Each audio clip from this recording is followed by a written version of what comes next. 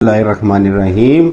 अस्सलाम वालेकुम नाजरीन, आज हमारा जो प्रोग्राम है वो लर्निंग सीरीज़ की ही कंटिन्यूटी है, लेकिन आज हम आपके साथ शेयर करने जा रहे हैं गुजरांवाला की एक ऐसी शख्सियत को जो कि अपने अंदर एक पूरा जो है वो फ़न पारा है और एक पूरा टैलेंट है। हम शुरू करने जा रहे हैं एक टैलेंट सीरीज़ भी साथ में, जिसमें हम बहुत सारे लोग जो अगर आप में भी कोई ख़ास टैलेंट है, अगर किसी चीज़ के बारे में आप जानते हैं तो उसको एक्सप्लोर करेंगे।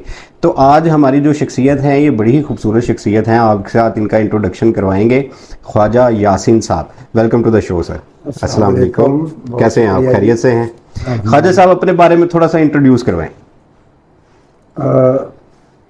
मेरा पेशा नानबाई है जी। और 1969 मेरी पैदाइश है और मैंने बचपन गुजारा है एक ऐसे घर में जहाँ कोई दौलत की फरावानी नहीं थी, अलबत्ता मसाइल की बहुत फरावानी थी। तो वालिदैन से मैंने अदब सीखा, ताया जान से पढ़ना सीखा और वालिद से नानबाई का पेशा सीखा और अब तक जो दुनिया में मैं गुजरांवाला में टाइम गुजार रहा हूँ वो आपके सामने है। आपसे अक्सर मुलाकात रहती है तो आप जानते हैं। अच्छा, आज की ना एक ब्रेकिंग न्यूज़ चल रही थी जी। और ब्रेकिंग न्यूज़ ये चल रही थी कि नानबाई एसोसिएशन ने हड़ताल कर दी। जी। आटे का रेट बहुत ज़्यादा हो गया है। जी हाँ। सुनी है आपने उसके बारे में? जी, मैंने सुनी तो नहीं, लेकिन ये मुझे काफ़ी पुरानी इत्तला है इस बारे में कि रेट बढ़ रहे हैं। तो उसके लिए मुश्किलात जो हैं नान भाइयों के लिए उनका भी इल्म है। तो वो जो उनकी हड़ताल है वो हड़ताल करनी बनती है। अच्छा, थोड़ा सा इस प्रोफेशन के हवाले से पहले बात कर लेते हैं। आपकी इल्मी अदबी गुफ्तगू को स्टार्ट करने से पहले हम थोड़ा सा प्रोफेशन के ऊपर गुफ्तगू कर जी लेते जी, हैं। बिस्मिल्लाह। थोड़ा सा हमें बताएं कि कितनी किस्म के नान लगते हैं गुजरांवाला, क्योंकि खाने पीने के हवाले से बहुत जी ज़्यादा मशहूर है। जी जी। तो थोड़ा सा हमारी ऑडियंस को बताएं कि नान जो है वो किन किन इकसाम के हैं। वो तो कोई ऐसा नान भी है जो हमारी ऑडियंस में से कुछ सुन के हैरान हो कि ये भी नान की कोई किस्म लगती है? नान हमारे गुजरांवाला में सिर्फ 2 किस्म के नान बनते हैं, फ़िलहाल तीसरी किस्म का नान नहीं है, तो जिसे नान कहते हैं। एक तो जनरली जो सादा नान आमतौर पे मिलता है, दूसरा जो नान और शामी के साथ जो बेचते हैं उसको रोगनी नान कहते हैं, वो होता नहीं। अच्छा, इस बारे में मैं इतना बता दूं कि ये नान फारसी ज़ुबान का लफ्ज़ है और कोई भी आटे की खाई जाने वाली चीज़ है वो नान है। सही। आप उसे तवे पर पका लें, आप उसे तंदूर में बना लें, आप उसे खमीर कर लें, आप उसे खमीर ना करें, वो नान है। माफ़ रखिएगा।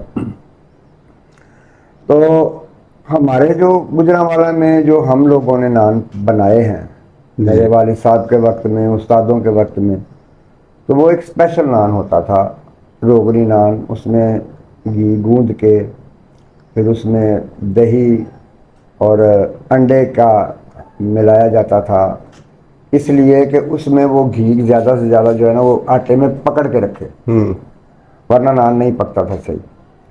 तो आज उसको वैसे शीर माल कहते थे। तो शीर माल का बुनियादी मकसद ये है कि शीर यानी दूध, तो वो दूध में घुलता था। अब इस नाम की तो बहुत सी आइटम्स आपको मिल जाएंगी, लेकिन वो चीज़ नहीं है। सही। वैसे हम तो चूँकि यहाँ पे ज़्यादा अफोर्ड नहीं कर सकते, पूरे पाकिस्तान की बात कर रहा हूँ, इतना लोग खाना अफोर्ड नहीं कर सकते, इतना महंगा। इंडिया में आज भी तकरीबन 25 किस्म के नान पकते हैं। अच्छा। तो हम ज़्यादा से ज़्यादा यही जानते हैं, सादा नान, रोगनी नान और कीमे वाला नान, या उसमें आलू डाल लें। इससे ज़्यादा हम नहीं जानते यहाँ के लोग। अलबत्ता कराची में ताफ्तान भी बनता है, शीरमाल भी बनता है, और अपनी अच्छी क्वालिटी में कराची में, हैदराबाद में, इन बड़े शहरों में। तो लाहौर में भी नहीं है कोई ताफ्तान शीरमाल बनाने वाले, तो गुजरांवाला में तो बिल्कुल भी नहीं है। तो गुजरांवाला तो मशहूर वैसे खाना ज़्यादा खाने के हवाले से है या खानों की वैरायटी के हवाले से है? ये ज़्यादा खाने के हवाले से मशहूर है। वैरायटी के हवाले से मशहूर नहीं है? वैरायटी के हवाले से इसमें इतनी शोहरत नहीं है गुजरांवाला में, क्योंकि वैरायटी जो है वो पंजाबियों में नहीं थी, सही। कभी भी नहीं रही। पंजाब में खाने की वैरायटी इस हवाले से है कि जो खेत से मैसर हुआ वो पका लिया, सही। या अगर पहाड़ों से हमें ईद बकर ईद पे वाफर गोश्त आ गया, मिल गया, पका लिया। अलबत्ता जो अवध और लखनऊ और आगरा और इस तरह की जो रियासतें हैं, जो वहाँ के इलाके हैं, वहाँ के लोग बहुत किस्म के खाने पकाने में मशहूर थे। अब पता नहीं है कि नहीं, क्योंकि मैं तो यहाँ की पैदा है। बिल्कुल सही है। और यहाँ पे भी गुजरांवाला में जो महाजरीन की कोई एक आबादियाँ हैं, जी जी उनमें खाने की रवायात भी थोड़ी सी मुख्तलिफ हैं और उनमें खाने की डिशेस भी बहुत ज़्यादा हैं जो देखने जी की जी, हैं। डिशेज ज़्यादा भी हैं और लज्जत भी हमसे बहुत ज़्यादा। बहुत ज़्यादा है। जो महाजर इंडिया से पाकिस्तान जी में आए हैं उनके खाने जो हैं उनके वो खाने, डिफरेंट हैं एज़ कम्पेयर हाँ टू द जी लोकल्स के जी मुकाबले। जी अच्छा, हम आपसे गुफ्तगू कर रहे हैं इस हवाले से भी कि क्योंकि हमारी ये साथ में हम टैलेंट हंट भी कर रहे हैं, तो आप भी बहुत टैलेंटेड हैं माशाल्लाह इस हवाले से कि आपकी आप वजह पहले है। तो ये बताएं कि आपने कहीं से फॉर्मल एजुकेशन हासिल की? फॉर्मल एजुकेशन जो है वो मैंने स्कूल से 5 जमात तक हासिल की है, ठीक है। क्योंकि वो ज़रूरी था, उससे पढ़ना और लिखना आता है बंदे को। हम्म। वैसे जो जनरली मैंने ज़्यादा ताया जान से सीखा है। ठीक है। मेरे ताया जान जो है ना, वो सूफी गुलाम मोहिउद्दीन, अल्लाह उनको बरीक रहमत करे, वो सन 42 के वो इंटर पास थे। हम्म। तो बहुत सा इल्म उनसे लिया, इकबाल को थोड़ा सा समझना उनसे सीखा, उर्दू अल्फाज, उनका बर्ताव उनसे सीखा और उनको पढ़ना, और फारसी का जो शगफ है ये मुझे उनसे मिला। अच्छा, फॉर्मल एजुकेशन हासिल ना कर पाने से जी आपको जिन मसाइल का सामना करना पड़ा उसके बारे में भी थोड़ा सा जो है वो गाइड करें।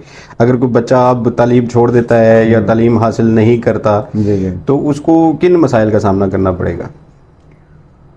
जो बच्चा तालीम हासिल नहीं करता उसकी दो वजूहात हो सकती हैं। या तो उसके पेरेंट्स अफोर्ड नहीं करते, हम्म।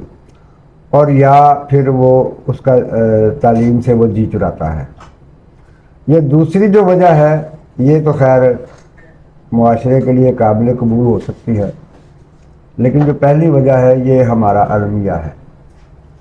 ये हम वालिदैन अफोर्ड ही नहीं करते। बहुत अफसोस से कहना पड़ता है कि ये जब बरकत के दिन थे, जब एक आदमी कमाता था 8 लोग खाते थे आराम से, उस दौर में अगर कोई तालीम नहीं हासिल कर सका तो उसकी बदकिस्मती है। लेकिन इस दौर में तालीम दिलवाना बच्चे को ये एक, बल्कि इसे कहेंगे ये कार दारद है, ये जान जोखिम का काम बन गया है। अगर जो लोग अफोर्ड कर सकते हैं उनकी तरफ देखा जाए तो उनको ऐसे स्कूल मुहैया हैं कि जो कहते हैं ये भी करो, वो भी करो, यूं भी करो, वो भी करो, और वो पैसे लगवाते हैं ज़्यादा, तालीम बच्चे को देते हैं कम। क्योंकि बुनियादी तौर पे तालीम जो लफ्ज़ है, इसको अगर हम इसके बैकग्राउंड से देखें तो ये अरबी ज़ुबान का लफ्ज़ है। अरब में कोई भी कुछ भी सीख या सिखा रहा है उसे तालीम कहते हैं। इसका मायने ही यही बनता है ठीक है। तालीम का। तो देखना ये है कि स्कूल में बच्चों को सिखाया क्या जा रहा है। बहुत सारी ऐसी जगह होंगी जहाँ पे आप ये समझते होंगे कि मैं इन लोगों से ज़्यादा कैपेबल हूँ, जी मतलब बहुत सारी ऐसी पोजीशंस के ऊपर लोग बैठे होंगे जिनसे आपको अपनी काबिलियत बगैर तालीम फॉर्मल एजुकेशन हासिल किए बगैर भी ज़्यादा लगती जी है। जी लेकिन फॉर्मल एजुकेशन क्योंकि गेट ओपन कर देती है, एक रास्ता फराहम कर देती है, तो वो लोग वहाँ तक पहुँच जाते हैं, और जिनके पास वो डिग्री नहीं होती वो पीछे रह जाते हैं। जी जी क्या आज के दौर में भी इसी तरह से आप देख रहे हैं कि डिग्री ज़रूरी है अभी माशरती लिहाज से, क्योंकि जी, आप जी। माशरे के अंदर जी, बैठे हुए जी, हैं, जी। गुजरांवाला के दिल में रहते जी हैं जी और लोगों के साथ और सोसाइटी के साथ इन्वॉल्व हैं, बिल्कुल। क्योंकि ज़्यादातर लोग जो हैं वो अब सोशल मीडिया पे ही इन्वॉल्व हैं। बहुत कम ऐसे लोग रह गए हैं जो लोगों के साथ इंटरेक्ट करते हैं, जी, जो जी, लोगों की बिल्कुल, ज़रूरतों को बिल्कुल जानते हैं। सही, बिल्कुल। तो मेरा सवाल ये है कि क्या आज भी ये ज़रूरी है या किसी के पास हुनर हो तो वो ज़्यादा कामयाब हो सकता है? जी, इस बारे में ये कहूँगा कि जो डिग्री है वो हासिल किस तरह होती है, तो उसमें आपको पढ़ने की और लिखने की बहुत ज़्यादा प्रैक्टिस करनी पड़ती है। तो आपको उससे लिखने और पढ़ने से, उस प्रैक्टिस से, उस मश्क से आपको पढ़ाना और लिखाना आ जाता है। सही है। से आप देख रहे हैं कि डिग्री ज़रूरी है अभी माशरती लिहाज से, क्योंकि आप माशरे के अंदर बैठे हुए हैं, गुजरांवाला के दिल में रहते हैं और लोगों के साथ और सोसाइटी के साथ इन्वॉल्व हैं, क्योंकि ज़्यादातर लोग जो हैं वो अब सोशल मीडिया पे ही इन्वॉल्व हैं। बहुत कम ऐसे लोग रह गए हैं जो लोगों के साथ इंटरेक्ट करते हैं, जो लोगों की ज़रूरतों को जानते हैं। तो मेरा सवाल ये है कि क्या आज भी ये ज़रूरी है या किसी के पास हुनर हो तो वो ज़्यादा कामयाब हो सकता है? जी, इस बारे में ये कहूँगा कि जो डिग्री है वो हासिल किस तरह होती है, तो उसमें आपको पढ़ने की और लिखने की बहुत ज़्यादा प्रैक्टिस करनी पड़ती है। तो आपको उससे लिखने और पढ़ने से, उस प्रैक्टिस से, उस मश्क से आपको पढ़ाना और लिखाना आ जाता है। सही है। गो मैं बहुत अच्छी उर्दू जानता हूँ, लेकिन मुझे पता है कि अगर मैं किसी को स्कूल की या कॉलेज की उर्दू पढ़ाना चाहूँ तो नहीं पढ़ा सकता, क्योंकि मुझे वो नहीं आता कि ऐसे पढ़ा जाता है और ऐसे पढ़ाया जाता है। सही। तो ये डिग्री ना होने का नुकसान है। तो इस लिहाज से डिग्री हासिल करना यूँ ज़रूरी है कि आपको प्रॉपर उसका जो तरीक़ेकार है, जिसे आप कहते हैं कि थ्रू प्रॉपर चैनल आदमी हो जाता है। और दूसरी रही बात जो मुआशरती लिहाज से आप कह रहे हैं कि डिग्री होना या ना होना, तो हर दौर में हुनर जो है वो डिग्री से आगे रहा है। सही। हर दौर में इसलिए कह रहा हूँ कि डिग्री होल्डर जो है वो मोहताज है कहीं ना कहीं किसी ना किसी से नौकरी लेने का, जबकि जो हुनरवर है, जो हुनरमंद है, उसको ये मोहताजी नहीं है कि उसको कोई सहारा मिले। वो कहीं भी अपना हुनर रख के तो अपने लिए रोज़गार कमा सकता है। हमारे इर्द गिर्द बहुत सारे ऐसे लोग होते हैं जो और जॉब्स कर रहे होते हैं, जिस तरह आप भी तंदूर के ऊपर अगर रोटियां लगा रहे हैं, जी। लेकिन जब हम उनको इंटरनली खोलते हैं या उनसे मुलाकात करते हैं तो हमें पता लगता है कि ये तो अपने अंदर ही एक पूरी दुनिया है, एक कायनात है जी। इसके पास तो नॉलेज जो है वो हमसे भी ज़्यादा है जी। तो आपको अभी भी गुजरांवाला की ज़मीन जो है वो इस लिहाज से ज़रखेज़ नज़र आती है या उसमें कमी नज़र आना शुरू हो गई? क्योंकि जो हमारी अखलाकी कदरें हैं वो माशरे में खासी गिर गई हैं। जी जी।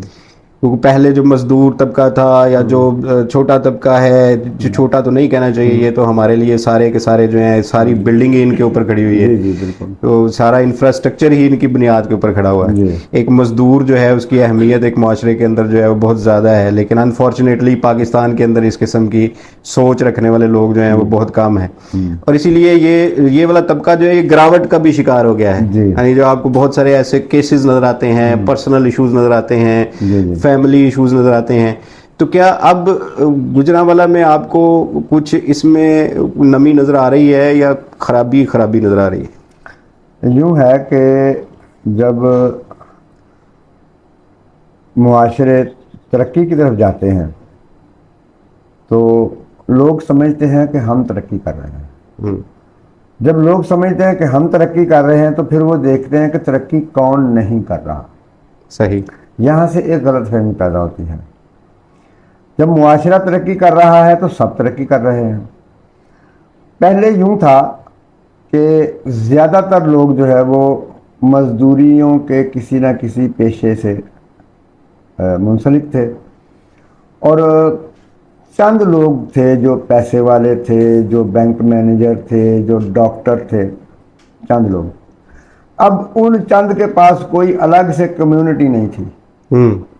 तो जब उनका खाली टाइम होता था वो उन्हीं मजदूरों के साथ स्पेंड करते थे। अच्छा। उन्हीं मजदूरों आप ये कहना चाह रहे हैं कि पढ़ा लिखा तबका जो है वो उनके साथ ही आगे, उनके स्कूल भी एक ही होता था, उनके साथ ही आगे बैठते थे, उनके साथ गुफ्तगू करते थे और कदरें मुश्तरक थी। सिर्फ डिग्रियां अलग थी, कदरें मुश्तरक थी। सही। आज जो वक्त है वो यूं है कि जो लोग ये समझ रहे हैं कि हम ज़्यादा पढ़ लिख गए हैं या पैसा कमाने का कोई आसान रास्ता किसी को मिल गया है, मैसर आ गया है और वो लोग खुद को अपग्रेड महसूस कर रहे हैं, तो वो कम्युनिटी भी बढ़ गई है। वो अलग हो गई है। डॉक्टर्स बहुत ज़्यादा हो गए हैं, वकला बहुत ज़्यादा हो गए हैं, इंजीनियर्स बहुत ज़्यादा हो गए हैं, बैंकर्स बहुत ज़्यादा हो गए हैं, तो कम्युनिटीज़ और प्रोफेसर, जैसे कि आप भी प्रोफेसर हैं, तो कम्युनिटीज़ बन गई हैं। सही। पहले कम्युनिटी नहीं थी, सोसाइटी थी, कम्युनिटीज़ नहीं था।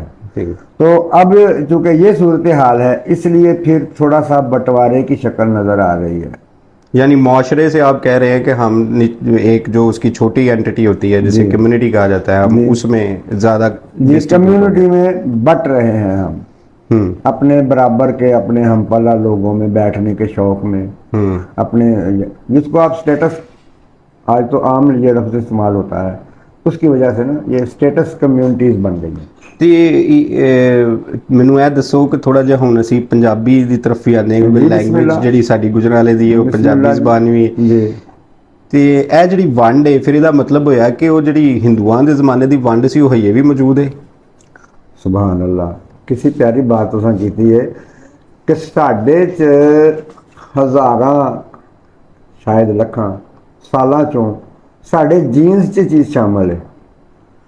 जे ते असीं जीन्स चों कढ लईए तबकाती वंड, तो फिर तो जनाब मुक जाएगी, वरना फिर है।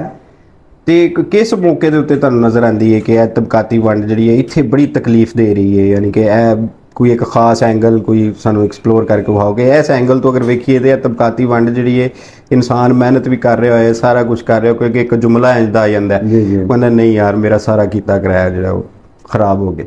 ਯਾਨੀ ਕਿ ਸਾਡਾ ਮੁਆਸ਼ਰਾ ਜਿਹੜਾ ਉਹ ਕਿਸ ਤਰ੍ਹਾਂ ਰੀਅਲਾਈਜ਼ ਕਰਵਾਉਂਦਾ ਹੈ ਕਿ ਤੂੰ ਨੀਵਾਂ ਹੈ? ਸਾਡਾ ਮੁਆਸ਼ਰਾ ਜਿਹੜਾ ਨਾ ਉਹ ਇਸ ਤਰ੍ਹਾਂ ਰਿਅਲਾਈਜ਼ ਕਰਾਂਦਾ ਹੈ ਕਿ ਜਿਨ੍ਹਾਂ ਨੂੰ ਸਾਡੇ ਇੱਕ ਬਜ਼ੁਰਗ ਨੇ ਉਹ ਅਜ਼ਰਾਹੇ ਤਫੰਨਨ ਕਹਿੰਦੇ ਹੁੰਦੇ ਨੇ, ਨੌ ਦੁਲਤੀਏ। ਨੌ ਦੁਲਤੀਏ? ਜੀ, ਜਿਨ੍ਹਾਂ ਨੂੰ ਨੌ ਦੁਲਤੀਆਂ ਵੱਜੀਆਂ ਨੇ। ਠੀਕ ਹੈ।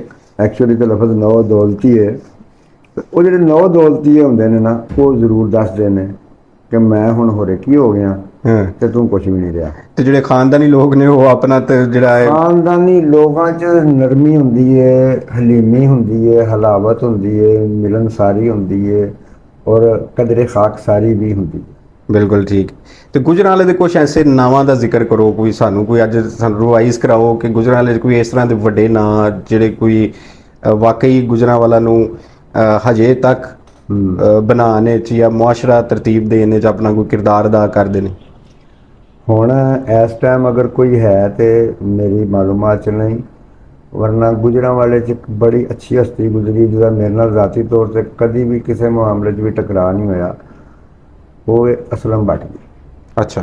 ਗੁਜਰਾਂਵਾਲਾ ਦਾ ਮੇਅਰ ਅਸਲਮ ਬੱਟ, ਇਹ ਹੁਣ ਜਿਹੜਾ ਸੁਥਰਾ ਪੰਜਾਬ ਤੇ ਸੁਥਰਾ ਪਾਕਿਸਤਾਨ ਤੇ ਆਲਾ ਤਰੀਨ ਗੁਜਰਾਂਵਾਲਾ ਜਿਹੜਾ ਬਣ ਰਿਹਾ, ਇਹ ਤੇ ਕੁਝ ਵੀ ਨਹੀਂ। ਉਸ ਬੰਦੇ ਦਾ ਇਹ ਬਿਲਕੁਲ ਸ਼ੌਕ ਸੀ ਕਿ ਮੈਂ ਗੁਜਰਾਂਵਾਲੇ ਨੂੰ ਦੋ ਲਿਹਾਜ਼ ਨਾਲ ਮਜ਼ਬੂਤ ਤਰੀਨ ਕਰਾਂ। ਇੱਕ ਸਾਫ ਸੁਥਰਾ ਤੇ ਚੱਜ ਵਸਬ ਦਾ ਵਸੇਬ ਸੋਹਣਾ ਹੋਏ, ਤੇ ਦੂਸਰਾ ਉਹਦੀ ਕੋਸ਼ਿਸ਼ ਇਹ ਸੀ ਕਿ ਗੁਜਰਾਂਵਾਲਾ ਜਿਹੜਾ ਨਾ ਇਹ ਮੁਆਸ਼ੀ ਲਿਹਾਜ਼ ਨਾਲ ਮਜ਼ਬੂਤ ਤਰੀਨ ਹੋਏ। ਠੀਕ ਹੈ। ਇਹ ਉਸ ਬੰਦੇ ਦੀ ਕੋਸ਼ਿਸ਼ ਸੀ, ਉਹਨੇ ਕੰਮ ਕੀਤਾ। ਹੁਣ ਅਗਰ ਕੋਈ ਕਰ ਰਿਹਾ ਤੇ ਫਿਲਹਾਲ ਮੇਰੀ ਮਾਲੂਮਾਤ ਚ ਨਹੀਂ, ਅਗਰ ਕੋਈ ਕਰ ਰਿਹਾ ਤੇ ਮੈਂ ਉਹਨੂੰ ਸਲਾਮ ਕਰਨਾ। ਯਾਨੀ ਹੁਣ ਤੁਹਾਨੂੰ ਨਹੀਂ ਨਜ਼ਰ ਆਉਂਦਾ ਹੈ ਕਿ ਅਦਬੀ ਹਲਕਿਆਂ ਦੇ ਵਿੱਚ, ਅਦਬੀ ਮਹਿਫਲਾਂ 'ਚ ਵੀ ਤੁਸੀਂ ਜਾਂਦੇ ਹੋ, ਗੁਜਰਾਂਵਾਲਾ ਦੀ ਤਮਾਮ ਅਦਬੀ ਮਹਿਫਲਾਂ ਦੇ ਵਿੱਚ ਤੁਹਾਡਾ ਇੱਕ ਆਣਾ ਜਾਣਾ ਵੀ ਮੌਜੂਦ ਹੈ। ਜਿਹੜੇ ਸਾਡੇ ਸ਼ਾਇਰ ਹਜ਼ਰਾਤ ਨੇ ਜਾਂ ਜਿਹੜੇ ਸਾਡੇ ਰਾਈਟਰ ਨੇ ਉਹ ਕੋਈ ਆਪਣਾ ਕਿਰਦਾਰ ਅਦਾ ਕਰਦੇ ਤੁਹਾਨੂੰ ਨਜ਼ਰ ਆ ਰਹੇ ਨੇ? ਹਕੀਕਤ ਪਸੰਦਾਨਾ ਜਵਾਬ ਜੀ, ਹਕੀਕਤ ਪਸੰਦਾਨਾ ਜਵਾਬ ਇਹ ਵੇ ਕਿ ਹਰ ਬੰਦਾ ਆਪਣੇ ਆਪਣੇ ਮਕਾਮ ਤੇ ਆਪਣਾ ਆਪਣਾ ਕਿਰਦਾਰ ਬਿਹਤਰੀਨ ਅਦਾ ਕਰਨ ਦੀ ਕੋਸ਼ਿਸ਼ ਕਰਦਾ ਹੈ। ਅਲਬੱਤਾ ਅਸਰ ਪਜ਼ੀਰੀ ਦੇ ਲਿਹਾਜ਼ ਦੇ ਨਾਲ ਇਹ ਗੱਲ ਕਹੀ ਜਾ ਸਕਦੀ ਹੈ ਕਿ ਗੁਜਰਾਂਵਾਲਾ ਸ਼ਹਿਰ ਚੂੰਕਿ ਮਜ਼ਦੂਰਾਂ ਦਾ ਸ਼ਹਿਰ ਹੈ, ਇਹਦੇ 'ਚ ਉਹ ਮਜ਼ਦੂਰ ਨੇ ਜਿਨ੍ਹਾਂ ਨੇ ਆਪਣੇ ਖੇਤਾਂ ਤੋਂ ਪੈਲੀਆਂ ਤੋਂ ਜੁਦਾ ਹੋ ਕੇ ਤੇ ਮਜ਼ਦੂਰੀ ਨੂੰ ਚੁਣਿਆ ਔਰ ਅੱਜ ਪਛਤਾ ਰਹੇ ਨੇ। ਅੱਛਾ, ਯਾਨੀ ਖੇਤ ਵੇਚ ਦਿੱਤੇ। ਹਾਂਜੀ, ਖੇਤ ਉਹ ਜ਼ਰਾਤ ਛੱਡ ਦਿੱਤੀ ਨਾ। ਜ਼ਰਾਤ ਦੇ ਵਿੱਚ ਤੇ ਬਿਹਤਰੀਨ ਹੈ ਕਿ ਤੁਸੀਂ 4 ਮਹੀਨੇ ਮਜ਼ਦੂਰੀ ਕਰਦੇ ਹੋ ਔਰ ਉਹ ਵੀ ਵਕਤੀ। ਠੀਕ ਇਹ ਹੈ। ਹਮੇਸ਼ਾ ਜ਼ਰਾਤ ਜੁਜ਼ ਵਕਤੀ ਮਜ਼ਦੂਰੀ ਹੈ। ਤੇ ਮੁਸਲਸਲ ਮਜ਼ਦੂਰੀ ਨੂੰ ਆਪਣਾ ਪੈਲੀ ਗਾਈ ਤੇ ਬਹਿ ਗਏ, ਪਾਣੀ ਲਾਇਆ ਤੇ ਬਹਿ ਗਏ, ਬੀਜ ਪਾਇਆ ਤੇ ਬਹਿ ਗਏ, ਠੀਕ ਹੈ। ਕੰਪਲ ਫੁੱਟੀ ਤੇ ਉਹਨੂੰ ਸਿੱਧਾ ਪੱਧਰਾ ਕੀਤਾ, ਕਿਆਰੀਆਂ ਬਣਾਈਆਂ ਤੇ ਬਹਿ ਗਏ। ਕੋਈ ਕੰਮ ਨਹੀਂ, 3-4 ਘੰਟੇ ਦਾ ਕੰਮ। ਤੇ ਉਸ ਤੋਂ ਬਾਅਦ ਜਿਹੜਾ ਨਾ ਉਹ ਗੋਡੀ ਵਗੈਰਾ ਕੀਤੀ ਤੇ ਬਹਿ ਗਏ। ਹੁਣ ਉਹ ਜਿਹੜੀ ਕੁੱਲ ਵਕਤੀ ਜੌਬ ਹੈ ਉਹਦੇ 'ਚ ਫਸੇ ਨੇ, ਲਿਹਾਜ਼ਾ ਉਹਨਾਂ ਕੋਲ ਟਾਈਮ ਨਹੀਂ ਹੈ ਕੋਈ ਸੁਣਨ ਦਾ, ਕੋਈ ਸਿੱਖਣ ਦਾ, ਨਾ ਬੱਚਿਆਂ ਨੂੰ ਸਿਖਾਉਣ ਦਾ। ਇਹ ਉਹਨਾਂ ਮਜ਼ਦੂਰਾਂ ਦੀ ਗੱਲ ਹੈ ਜਿਹੜੇ ਗਾਉਂ ਤੋਂ ਸ਼ਹਿਰ 'ਚ ਆਏ। ਜਿਹੜੇ ਸ਼ਹਿਰ 'ਚ ਨੇ ਔਰ ਮਜ਼ਦੂਰੀ ਕਰ ਰਹੇ ਨੇ ਉਹਨਾਂ ਨੂੰ ਕਿਉਂਕਿ ਹੋਰ ਕੋਈ ਆਸਰਾ ਨਹੀਂ, ਉਹ ਵੀ ਮਜ਼ਦੂਰੀ 'ਚ ਮਗਨ ਨੇ। ਤੇ ਕੋਈ ਸਾਡੀਆਂ ਗੌਰਮੈਂਟ ਦੀਆਂ ਪਾਲਿਸੀਆਂ ਐਸੀਆਂ ਨੇ ਜੀ ਕਿ ਜਿਹੜਾ ਜੋ ਵੀ ਕੋਈ ਬੰਦਾ ਕਮਾ ਰਿਹਾ ਉਹ ਸਿਰਫ ਖਾ ਰਿਹਾ। ਉਹਦੇ 'ਚ ਮੈਂ ਆਪਣੀ ਜ਼ਾਤੀ ਤੁਹਾਨੂੰ ਮਿਸਾਲ ਦਿਆਂ ਕਿ ਮੈਂ ਜ਼ਿੰਦਗੀ ਦੇ ਵਿੱਚ ਸਿਵਾਏ ਨਿਸਾਬੀ ਕਿਤਾਬਾਂ ਤੋਂ ਕੋਈ ਕਿਤਾਬ ਖਰੀਦ ਕੇ ਨਹੀਂ ਪੜ੍ਹੀ। ਅੱਛਾ, ਠੀਕ ਹੈ। ਕੋਈ ਦੋਸਤਾਂ ਕੋਲੋਂ ਮਿਲ ਗਈ, ਕੋਈ ਕਿਤੋਂ ਰਾਹ ਜਾਂਦਿਆਂ ਲੱਭ ਗਈ, ਕੋਈ ਛੋਟੀਆਂ ਲਾਇਬ੍ਰੇਰੀਆਂ ਹੁੰਦੀਆਂ ਸਨ। ਬੜਾ ਸੋਹਣਾ ਵਕਤ ਸੀ ਕਿ 4 ਆਨੇ 'ਚ ਕਿਤਾਬ ਲੱਭ ਜਾਂਦੀ ਸੀ, ਘਰ ਜਾਂਦੇ ਜਾਂਦੇ ਅੱਧੀ ਪੜ੍ਹ ਲੈਣੀ, ਅੱਧੀ ਵਾਪਸ ਆ ਕੇ ਦੇ ਦੇਣੀ। ਹੁਣ ਕੌਣ ਹੈ ਜਿਹਦੇ ਕੋਲ ਟਾਈਮ ਹੈ ਪੜ੍ਹਨ ਦਾ? ਗੈਰ ਨਿਸਾਬੀ। ਉੱਤੋਂ